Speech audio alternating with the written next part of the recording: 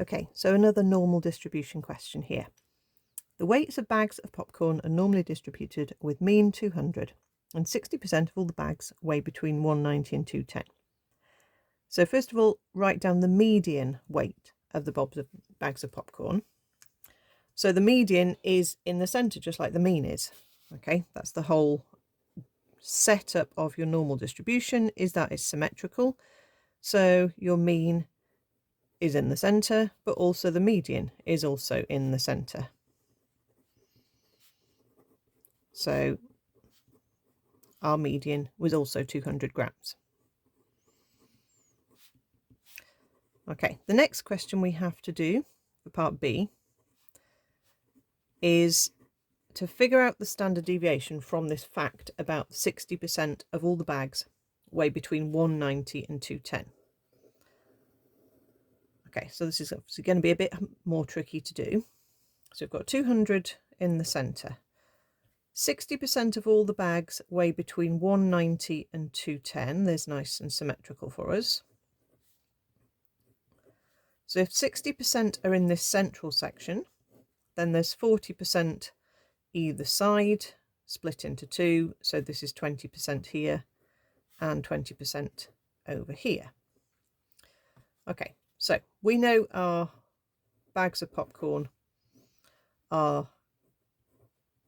mean 200, but we don't know our standard deviation. So we can write x is normal 200 comma sigma squared.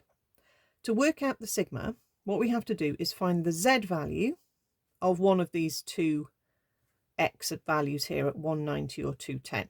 Okay, so I'll work out the z equivalent of 190,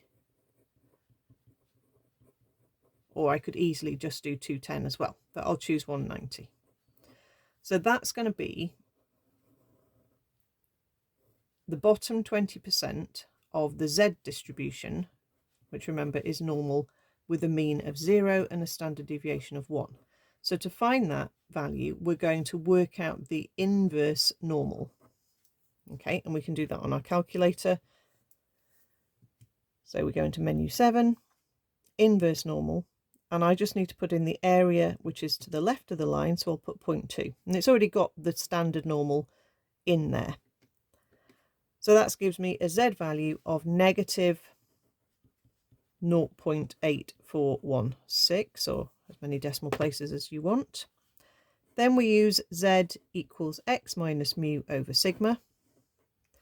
Put the z value in, put the x value, which was the 190. The mu is the 200, and then the sigma is the one we don't know. So we just need to rearrange that. We can do the subtraction. We can bring the sigma up to the top and take the negative 0.8416 down to the bottom, and then we just work that out on our calculator. Okay, so negative 10 over negative 0.8416 gives us a sigma of 11.88 or 11.9. Part C, a shopkeeper finds that customers will complain if their bag of popcorn weighs less than 180 grams.